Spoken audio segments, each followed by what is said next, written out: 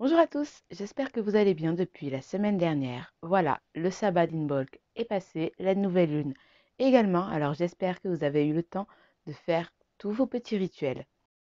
Cette semaine, on se retrouve pour parler de bien-être. Comme vous le savez, ça fait partie de ma magie. J'adore utiliser les huiles essentielles plutôt que des médicaments dans certains cas. Et attention, ça ne veut pas dire que les médicaments ne sont pas efficaces, que je dis qu'il faut les proscrire ou quoi que ce soit. Je dis juste que pour certaines situations, c'est bien utile d'avoir des huiles essentielles. Alors, si le sujet vous intéresse, n'hésitez pas à mettre un petit like et à laisser un commentaire en fin de vidéo. Et si vous êtes prêts, on y va!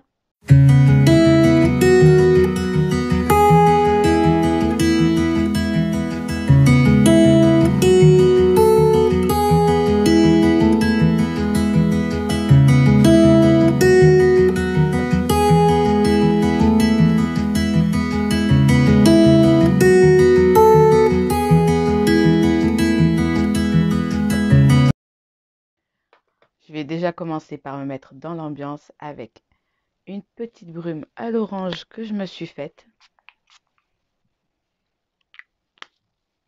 Ah, j'adore.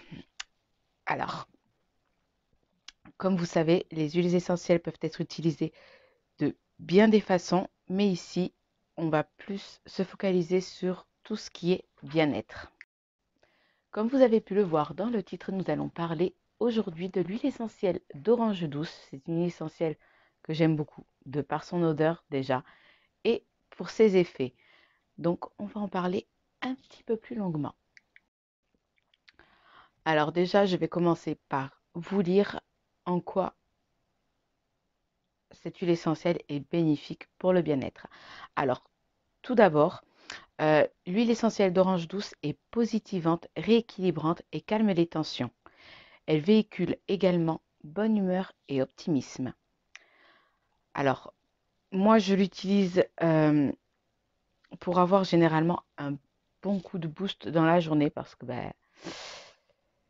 je sais pas, c'est une odeur tellement agréable que autant elle est apaisante, autant je trouve que ça donne un bon coup d'énergie quand même.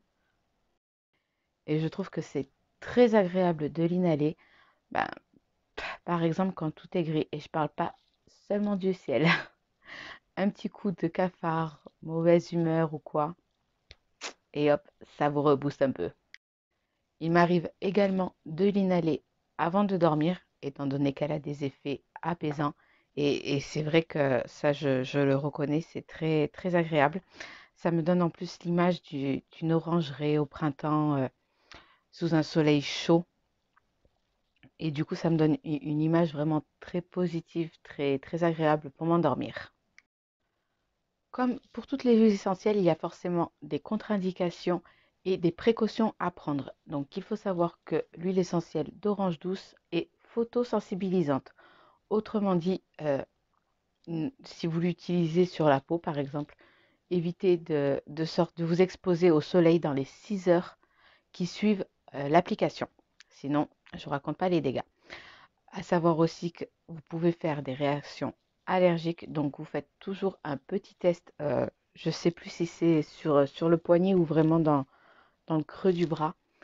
Juste un petit peu, 24 heures avant de vraiment l'utiliser, comme pour les colorations. Au moins, vous êtes sûr de ne pas faire d'allergie. Et bien évidemment, comme beaucoup d'huiles essentielles, à ne pas utiliser durant les 3 premiers mois de grossesse. Et je ne vais pas vous mentir, par précaution, je ne les utilise pas pendant la grossesse. Je n'ai pas encore étudié à fond le sujet des huiles essentielles, puisque c'est un sujet que euh, où je compte me former dessus. Mais voilà, par précaution, pendant la grossesse, on évite. Ou alors demandez vraiment conseil à un aromathérapeute ou à un conseiller en pharmacie. Comme je vous l'ai dit précédemment, les huiles essentielles peuvent être utilisées dans bien des domaines. Là, par exemple, pour celle-ci, vous pouvez l'utiliser dans le domaine de la beauté, dans le domaine de la cuisine, du ménage. Ça, c'est super pour passer la serpillière. Vous en mettez quelques gouttes dans l'eau chaude. Bien sûr, pas seulement avec de l'eau chaude, hein. Mais bon, si le sujet vous intéresse, vous pouvez trouver facilement sur Internet ce qu'il vous faut. Mais nous, on va vraiment se focaliser dans le domaine du bien-être. Alors, cette huile est utilisée dans le cas de stress, d'anxiété, euh, qu'est-ce qu'on a encore? D'agitation, de troubles du sommeil chez l'adulte et l'enfant. Mais attention pour les enfants, il y a aussi un certain âge. Je ne sais plus si c'est 3 ou 8 ans. C'est à vérifier. C'est vrai que je ne me suis pas plus renseignée sur le sujet parce que je vais pas vous mentir, je ne les utilise pas quand il y a mon enfant et je ne les utilise pas en... euh, ça y est, j'ai perdu mes mots.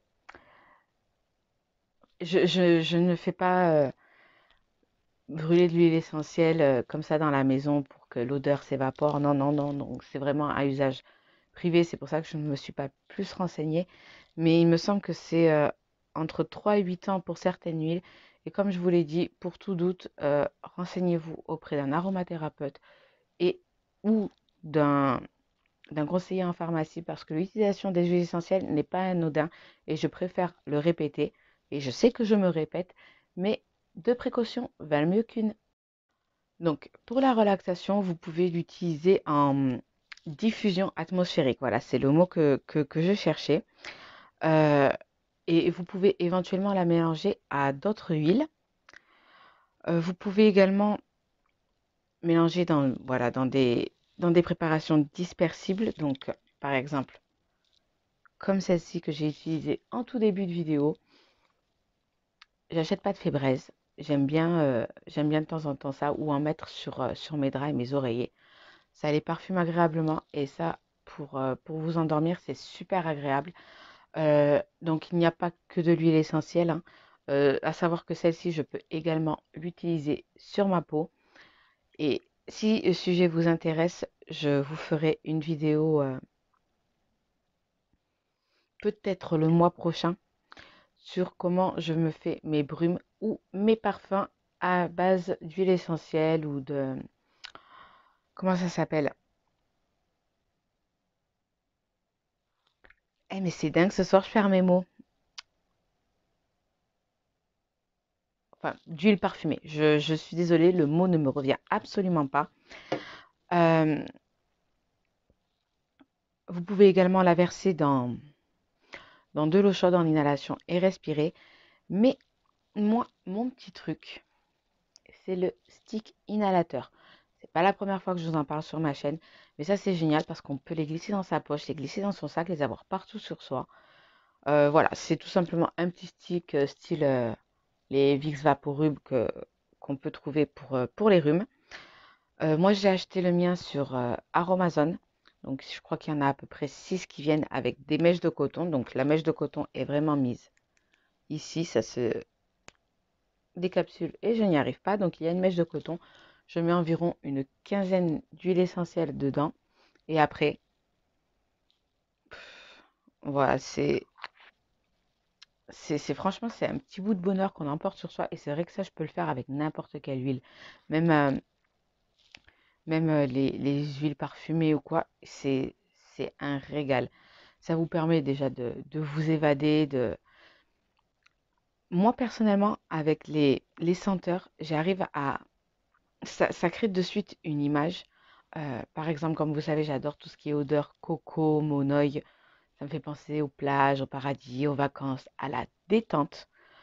Mais voilà, c'est vrai que l'autre huile que j'adore utiliser pour la détente, en dehors de la bergamote, ça c'est vraiment quand vous avez des coups d'angoisse, et je vous ai déjà fait une vidéo sur le sujet, donc n'hésitez pas à aller la voir. Mais voilà, celle-ci, un petit coup d'anxiété, un petit peu de mal à dormir, ou tout simplement, voilà, envie d'une bonne dose de bonne humeur, parce que ça pour moi, c'est de la bonne humeur concentrée. Donc le mien, je l'ai appelé dans les bras de Morphée, parce que c'est vrai que j'aime bien l'utiliser aussi pour le sommeil. Mais croyez-moi que pour vous mettre en bonne humeur, c'est le top. Le matin, vous commencez, vous inhalez ça, vous êtes requinqué pour la journée. On peut également l'utiliser pour les troubles du sommeil, comme je vous l'ai dit. Euh, vous pouvez le mélanger à une base d'huile pour faire des massages. Comment Voilà, vous pouvez le mettre sur le plexus solaire. Donc, si je ne me trompe pas, c'est cette zone-là. vais vérifier. Alors, j'ai fait une petite erreur, c'est pas vraiment au niveau de la poitrine, mais entre le sternum et le nombril. Voilà, là où se trouve le plexus solaire. Donc, je reprends. Vous pouvez donc faire un mélange de l'huile, l'appliquer sur le plexus solaire, la face interne des poignets et le long de la colonne vertébrale, donc en massage, comme je vous l'avais dit. Bon, évidemment, pour le niveau de la colonne vertébrale, il vaut mieux être deux pour vous l'appliquer. Mais c'est pour ça que personnellement, je favorise le stick. Parce que voilà, c'est très peu coûteux. Vous pouvez l'emporter partout avec vous. Ça prend pas de place ni chez vous, ni dans vos sacs, ni dans votre poche. Donc c'est le top, vous l'avez toujours à portée de main. Et, euh, et voilà, en fait, pour moi, entre ça et la brume, c'est le top. Donc d'ailleurs, je vais devoir en refaire parce que comme vous voyez, il n'en reste plus beaucoup. Mais, euh, mais voilà, c'est pour ça que c'est surtout une huile que j'aime utiliser euh, quand il fait froid. Voilà, l'automne, surtout l'hiver, quand on manque de soleil, quand ça nous mine. C'est vraiment une huile idéale. Voilà les amis, j'espère que cette vidéo vous aura plu et vous aura été utile. Si vous l'avez déjà utilisé ou si vous avez envie de le faire, n'hésitez pas à laisser vos commentaires en barre d'infos, ça fait toujours plaisir. Et d'ailleurs, je ne sais pas pourquoi je dis en barre d'infos, je pense à autre chose dans les commentaires, voilà, on va rectifier. Et du coup, on se retrouve la semaine prochaine. Je vous souhaite un très bon dimanche, une très bonne semaine et je vous dis à bientôt.